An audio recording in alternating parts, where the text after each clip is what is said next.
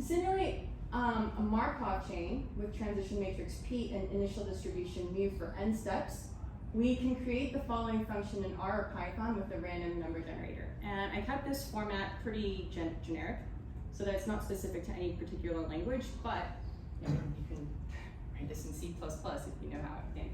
So this is a function that basically says, hey, it's going to take an input. My input should be the key matrix, and that's going to be the value of the probabilities. Then my mu, my vector of mu's, and then also I'm going to need how many steps I have.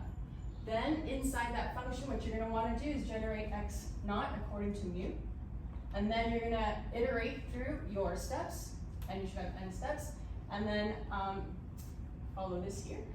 And the output of this function should be your x naught, x1 through xn. All right.